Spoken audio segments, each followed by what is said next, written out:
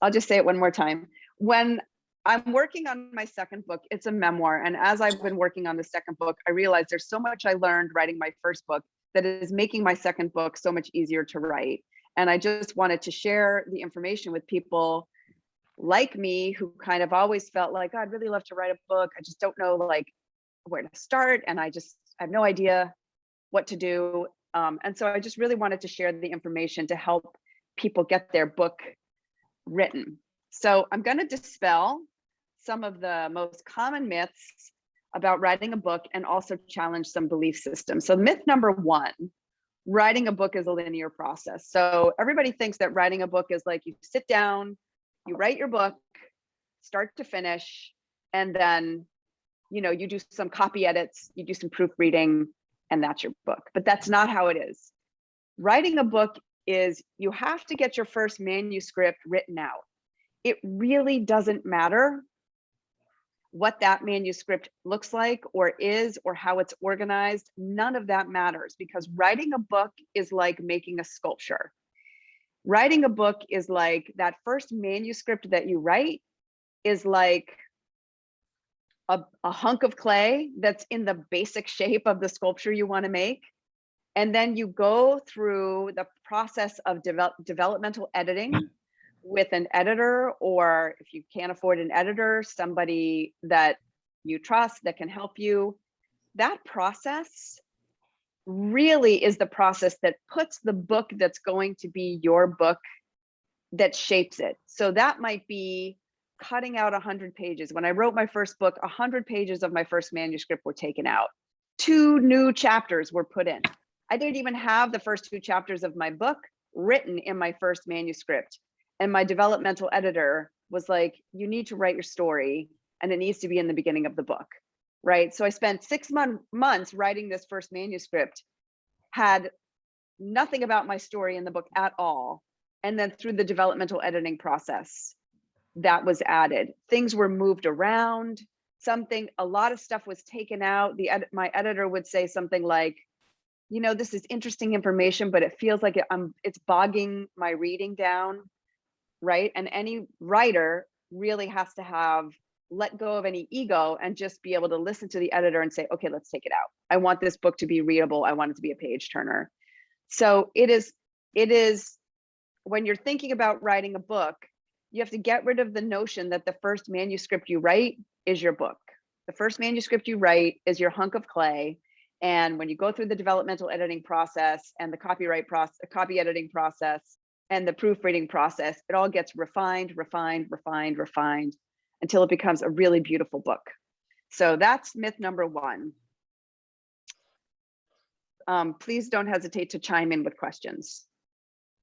Myth number two, I think, is the most important thing. Writing happens in front of your computer. So people think I'm writing a book, so I sit down in front of my computer and that's when I write. Writing your book happens 24 hours a day, 7 days a week, wherever you are. And what I mean by that is, let's say you're writing a memoir. You're driving your car, you know, you're at a red light and suddenly a memory pops in or a story pops into your mind. I have notes on my phone. I jot it down. I just make a couple words to help me remember.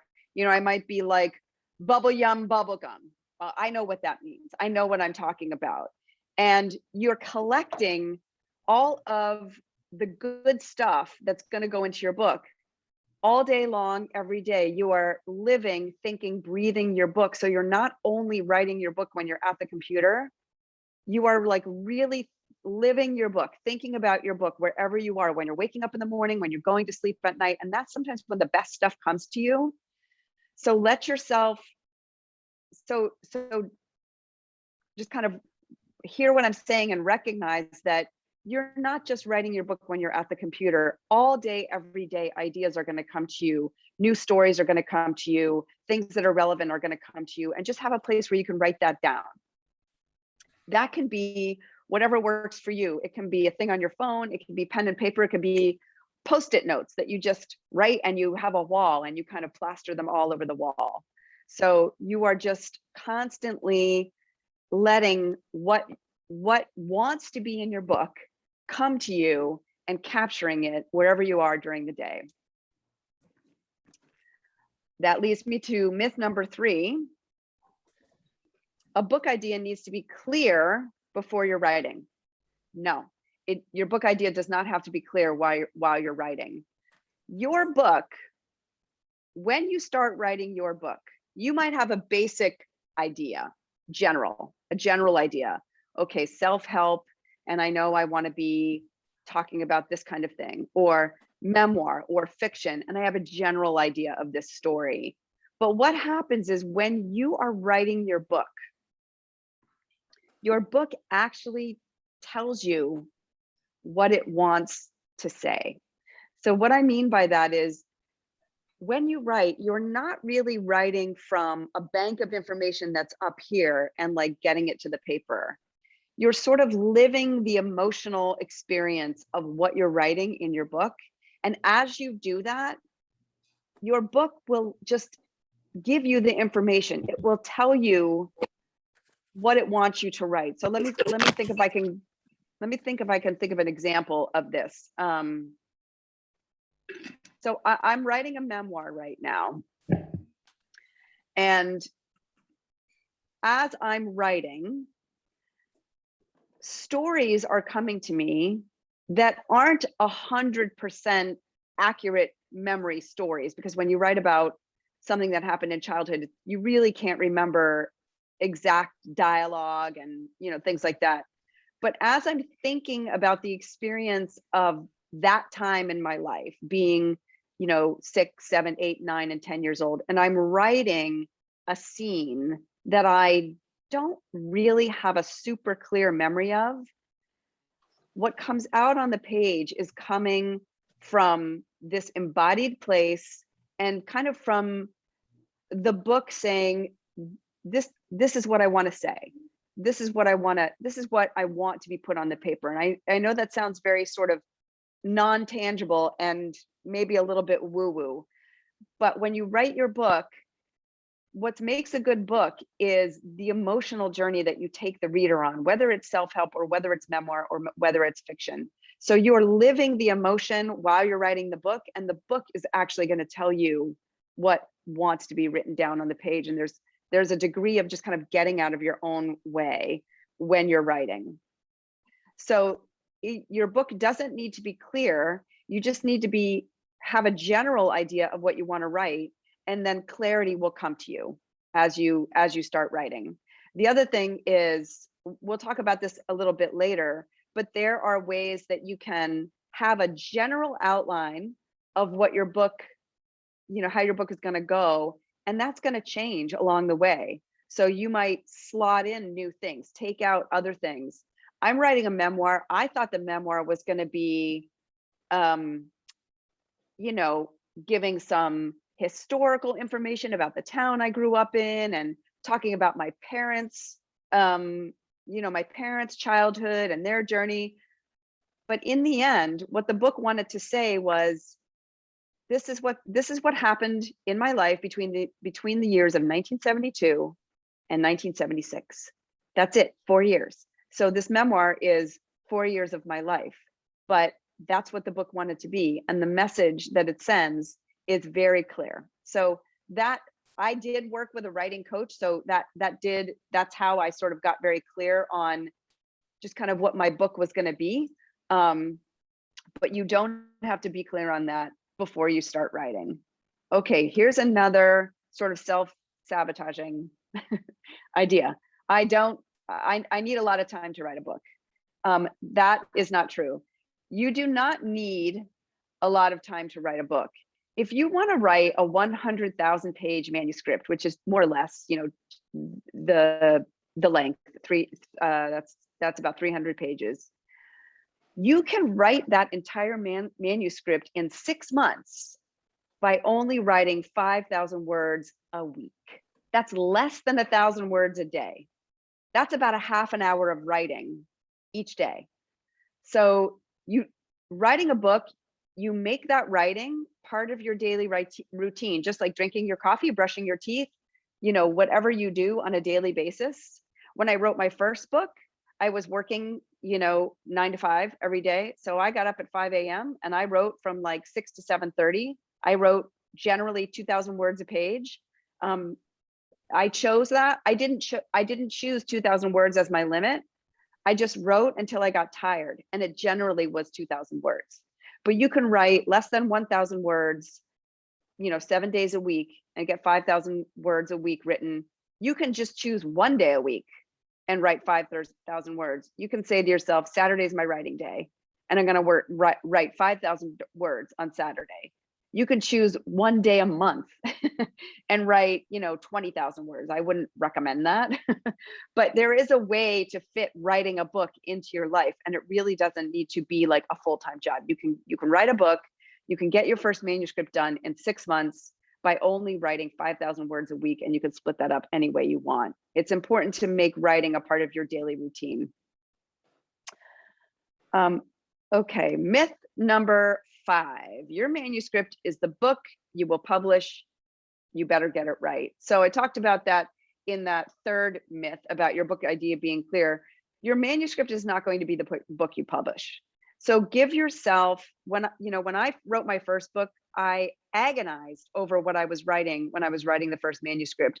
I sent it out to all these people, asking them to read like the first 100 pages and give me feedback. And it was just a total waste of time, because the book that ended up being published was so different than my first manuscript. So let yourself just get the manuscript out. There's no need for it to be perfect at all. It doesn't even need to be close to perfect. It's just about getting the information out there and overwriting to a degree. So I'm writing a memoir right now, and I know I'm overwriting, but I know that when I work with my developmental editor, and you really do need somebody else to be your editor, because when we write books, we're a little too close to them. So I know that I'm overwriting my memoir right now. I'm writing scenes and stories that I know are not going to go in the final manuscript for the final book, but I just want to get it all out there. And then when we go through the developmental editing process, my editor will be able to say, and she's very lovely about how she says these things, but she'll say, I really like this story, but I'm not sure the relevance it has, in the narrative of the book, or in the whole message of the book, right? Which is a really nice way of saying, like, it's funny, it's interesting, this is a great piece of information, but it feels a little bit like an outlier, right? That's what you want. You want your editor to like make your book really tight, really refined, just a beautiful piece of, of writing that people are going to read and love. Okay, here is a self-sabotaging belief. Maybe my book isn't worth writing. Wrong. Regardless of the story that you're writing, you're not writing a story, you are writing an emotional experience, even if it's a self-help book.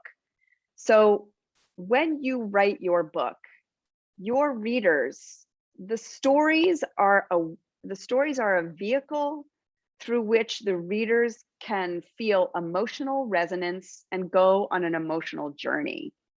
So if your writing is coming from this place where you are connected to the experience of what you're writing, you are connected to the emotional, the emotional aspect of the content, your book is going to be worth reading, no matter what it's about. Because readers, I'm not talking about textbooks, or educational books where people are reading, for a class, I'm going to take a test or whatever. This is a book that people will pick up in the bookstore.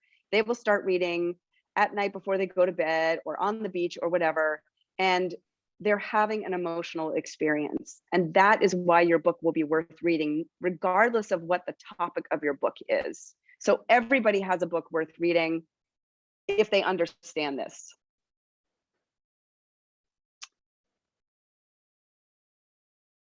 Okay, myth number 7. Writing a good book is about being a good writer.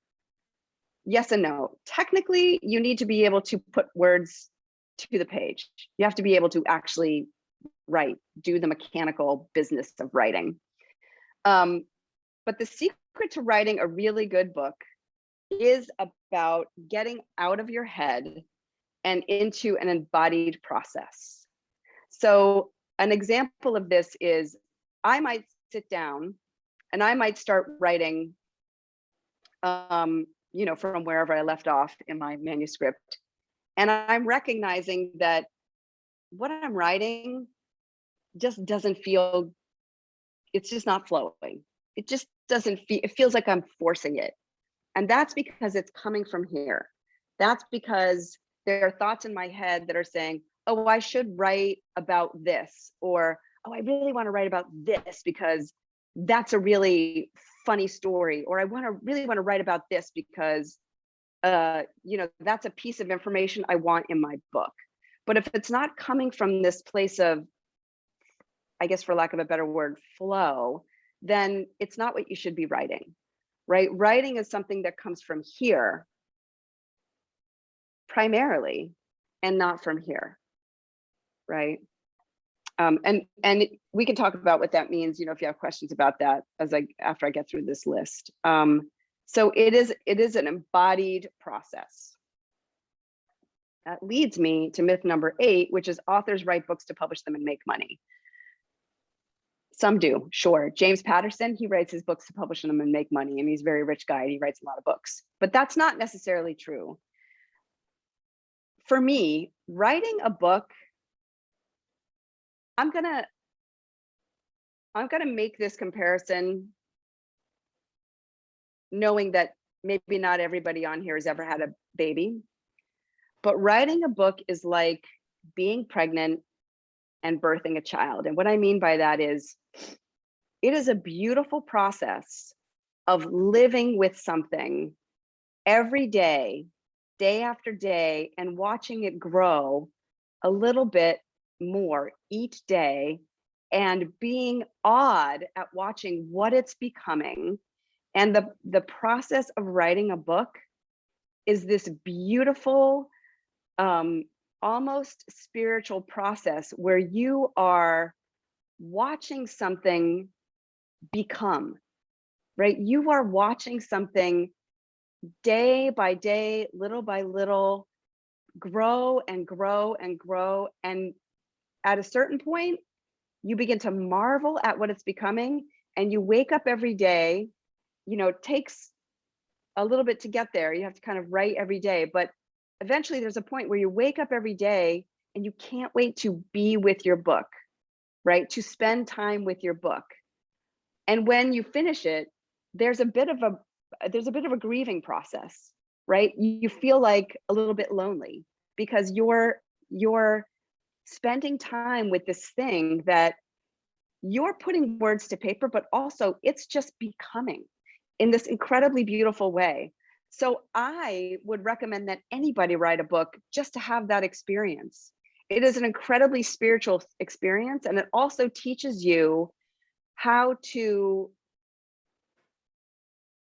recognize that the path to getting where you want to go is not one giant leap. It's like these tiny little steps, day after day after day after day, whether that's getting to a place that, career-wise, getting to a place, or life-wise, if you're stuck in like a really difficult, let's face it, it's a pandemic. We're all kind of in this place in our life where like, is this ever going to end? Like, when are we going to get back to life as normal? And writing a book is something that teaches you, yes, we will. It's going to be one day at a time, but day after day after day after day leads to big things, to big goals.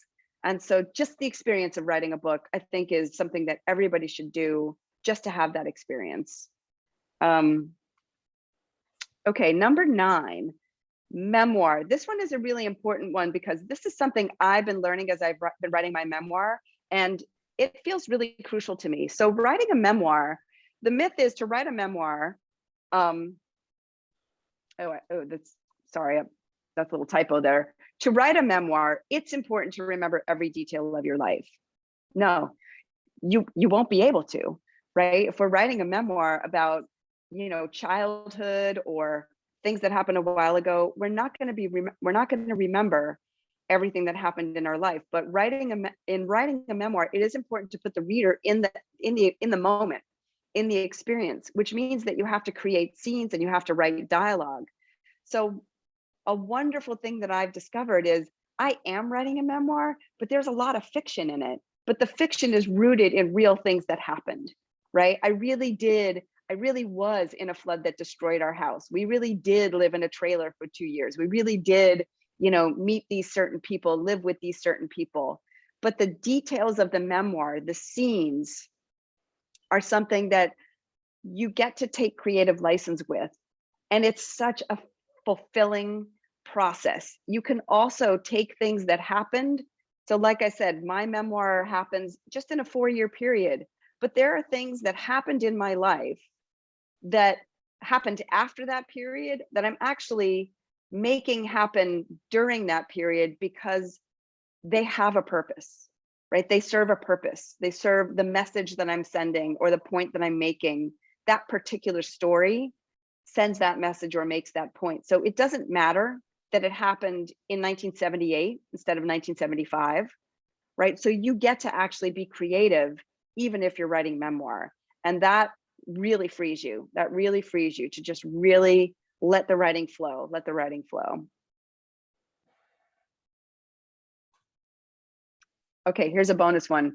There's no such thing as writer's block. That's actually the truth. That's not a myth. When the idea of writer's block, I've never had writer's block. Both my books, I have not had writer's block. And this is because writer's block is an indication that you're writing something that doesn't want to be written. Writer's block is an indication that you're trying to write from here and you're not writing from here. If you sit down and you say, okay, today I'm going to write this story, and it feels like you're slogging through, semi-hard concrete, right? That's an indication that you should be writing something else. What you write might not end up in the book in the end. What you write might end up in a different spot in the book, but it's going to be an authentic piece of writing that's embodied and true to the emotional content that you're writing about. So writer's block is not a block, it's a message. It's a message that what you're trying to write doesn't want to be written right then. Okay. All right. Myth number 10. Oh, I got these mixed around. Okay, but myth number 10, to write a book, you need to be completely self-motivated and disciplined. Yes and no. You can write a book if you have a way to just integrate your writing into your daily routine, right? For me, I get up, I make a cup of coffee, I make a piece of toast, I listen to the news while I'm doing that, and then I sit down and I write. And that's when I write. And I do that every day. Sometimes I write 500 words, sometimes I write 2,000 words. I don't get too hung up on not writing 2,000 words a day. I just know that 2,000 is pretty much, that's when I kind of get fatigued. And then I take that message from my body to stop, right? I get fatigued after 2,000 words. And that's when I know that if I continued writing after that, I wouldn't be writing the right stuff. I wouldn't be writing from this place of flow. So I stop. But I also don't get too worked up if I don't write 2,000 pages, 2,000 words. I'll let myself write 500 if it's just that kind of day. So you have to have a certain degree of discipline in that way. But eventually, like I said, you get to the place where you can't wait to get up and spend time with your book. If you signed up for the strategy call, so I'm making myself available for 30-minute strategy calls. So on the strategy call, I will talk to you about what are some of the steps you can take to start writing your book. And I'm going to share them with you. I'm going to share them with you today on the strategy call. We're going to really talk about the specific book that you want to write and sort of brainstorm some ideas for development, like what kind of book it could be or would want to be, which doesn't mean it's the kind of book that it's going to end up being. But in order to start writing your book, you do not need to sit down, open up a Word document, and start writing. The most important thing about starting to write your book is starting to collect your stories. A book is a series of stories put together to create a message and a narrative arc, which that narrative arc might be extreme, right? If there's a character in the book, whether it's you know, in the memoir, or you know, whether it's a self-help book and this is kind of there's a structure to it, you know, a learning process to it, that narrative arc can take the reader all the way up to this intense point of conflict, and then there's a resolution. But it also could be a book that's more like this, right? It's more like an ocean with little ripples, and that there's a lot underneath the surface. So the kind of book where a reader is reading and they're thinking, gosh, you know, there's something sort of deep and meaningful about this. I'm not quite sure what it is, right? Kind of like a foreign movie, if you guys know what I mean. Like you'll watch a foreign movie, or, you know, just a very sweet, you know, a human interest movie, or a movie about human beings and relationships. And there's a depth to that book that isn't hitting you over the head, right? So depending on the kind of book you want to write, there's different ways that you can find that narrative arc. But the first important thing to do in order to find that narrative arc is don't even start writing, start collecting your stories, start collecting your scenes. So what I did is I just started with a piece of paper, and I wrote down, I knew that I wanted to write a memoir about a specific time in my life. So I wrote down every kind of moment or scene that I wanted to write about. Some of them came to me in the car, some of them came to me when I was waking up in the morning, some of them came to me when I was going to sleep at night. Let them all come and collect them. Think about like you're just collecting all of this stuff that feels like it's just kind of scattered and out there and you can't quite like get a handle on it. Think about it in terms of collecting little stories, little scenes, and just write them all down. I'm not talking about writing them out. I'm talking about write down something that's going to help remind you of what you want to write. It could be specific scenes, right? It could be like, you know, our dog chased the bus and, you know, then we got rid of him or whatever, you know. Or it could be events in your life, like marriage, divorce, you know, childhood traumatic experience, whatever, fill in the blank. And let that be okay. Let it be okay to write, just kind of collect events and scenes and stories. Spend, you know, a week or 2 or 3 or 4 just collecting, right? Try not to put pressure on yourself to like get it all done at once. Even after you collect it, even once you start writing your manuscript, more is going to come to you, right? So as it comes to you, you just want to get it down on that list, Once you collect all of your scenes and stories and ideas and events, right? If it's a self-help book, you want to kind of write down just topics, right? General things. If you're writing a self-help book, I think it's really important to have real person stories, case studies in there, because that's what keeps the reader reading along, right? That's where the emotional content is. Once you do that, then you take all those things and you create like a bit of a timeline, right? You create, now that doesn't mean that your book is going to be told in chronological order, right? Because you might write a book your manuscript might be in chronological order. And then when you're working with your developmental editor, they might say, geez, you know what? It feels like it would be really powerful to have like this scene right here, over here in this book is a flashback.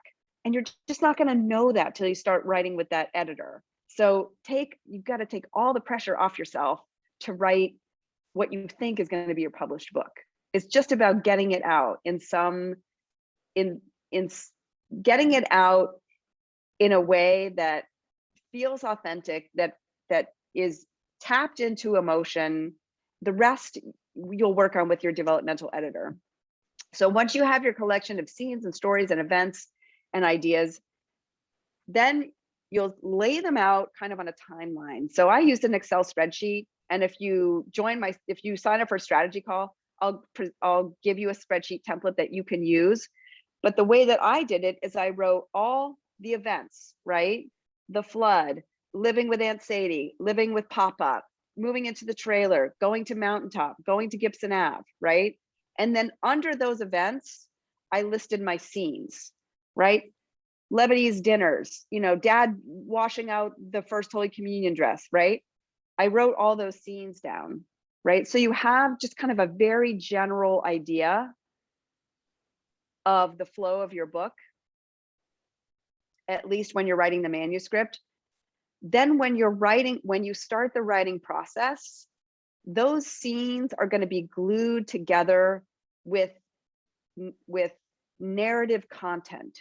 So for instance, I'm talking a lot about memoir right now because that's what I'm writing right now. But for instance, I wanted to write about my father saving a first Holy Communion dress from our home, which was destroyed in a flood, and spending hours and hours and hours and days even spraying it with a high-powered hose to get it clean, right? That's what I wanted to write about. Well, it's not going to have any emotional resonance with the reader if I just kind of wrote that. If I was like, dad brought home a da-da-da, and he sprayed it, and even though he got it really clean, it still smelled like the flood, right? That's the point that I was making. But then I had to slow down time, and I had to create a scene.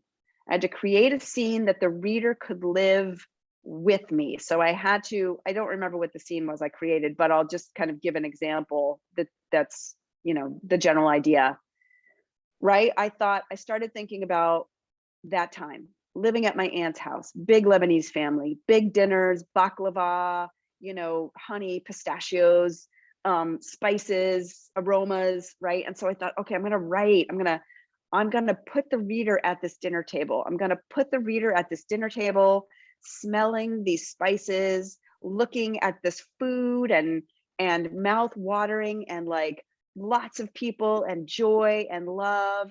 And all of a sudden dad walks in, and he just looks so exhausted because he was down and he just saw that our house had been destroyed.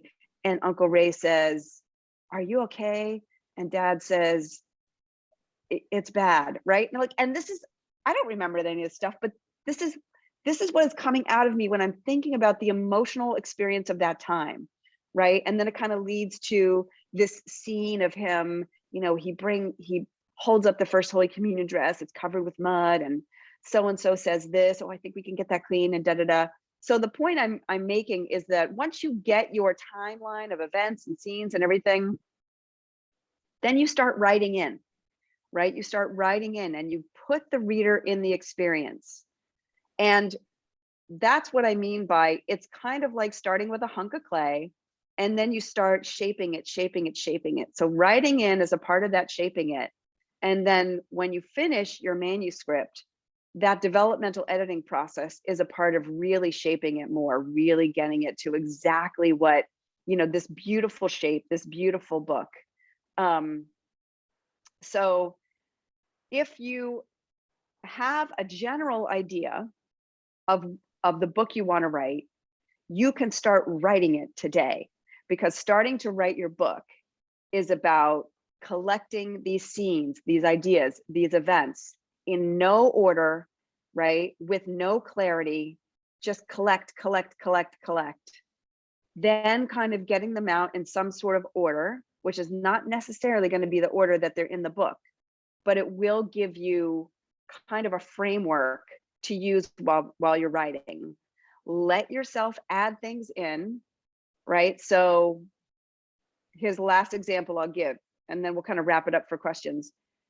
I wanted to write about when we met this neighbor kid. I don't remember how we met him, But I created a scene where we all found this penny candy store, which was a real place that we really did find. And that we went to this penny candy store, and that's where we met him.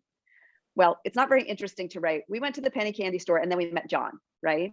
I created this whole scene where I stole money from my dad, and my sister, who was a real goody tattletale, was like, Susie, where'd you get that? And I kind of had to lie to her. And, the kids were, then my brother, who was 6, was like super excited to go to this candy store. So we went, and, I got Swedish fish, and, our little gay friend, Jamie, got cigarettes, because he really loved to like be fabulous. And my brother, and as I'm writing the scene, I suddenly remembered, oh my God, my brother used to buy Bubble Yum bubblegum when it came out, unwrap every piece in that pack and shove all of it in his mouth.